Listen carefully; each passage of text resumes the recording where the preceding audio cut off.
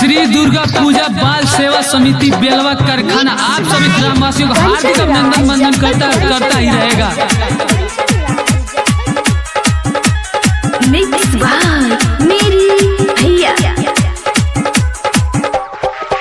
माई दर्शन देखाई जईती कुशीनगरिया में आई जईती। माई दर्शन देखाई जईती कुशीनगरिया में आई जईती। संजय राजन पुकारे ले दीपू रहिया निहारे ले। संजय राजन पुकारे ले दीपू रहिया निहारे ले। अभी के शारदा पुराई जईती कुशीनगरिया में आई जईती। माई दर्शन देखाई जईती कुशीनगरिया में आई जईती।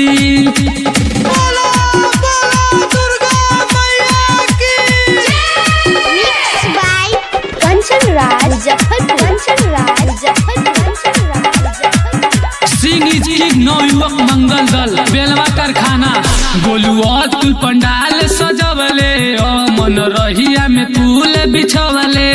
पवन सतेंद्र माई असरब तोह से लगवले। मेले में आए सभी भक्तजनों को हार्दिक स्वागत करता ही रहेगा। गोलू अतुल पंडाल सजवले।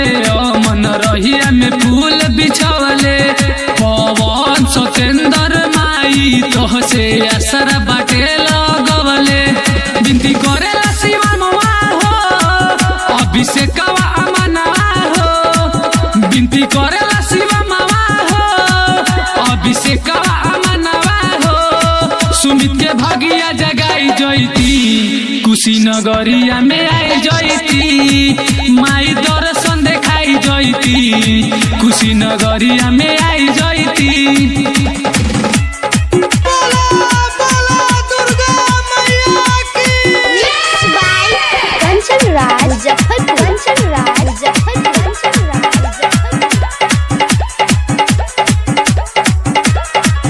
माई पचरा सुजीत गवेले। अजित भाई गुणगान करेले। रौरी दाया से अजय बाबू माई गीतिया तुहार लिखेले।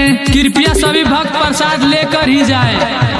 माई पचरा सुजीत गवेले। अजित भाई गुणगान करेले।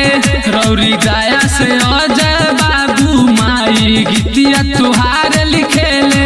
विनती करेला धुरिया हो पडराव ना कसया हो।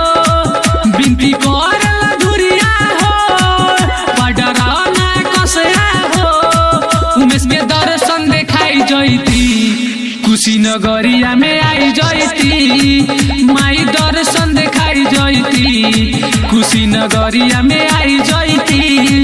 माई दर्शन देखाई जईती कुशीनगरिया में आई जईती।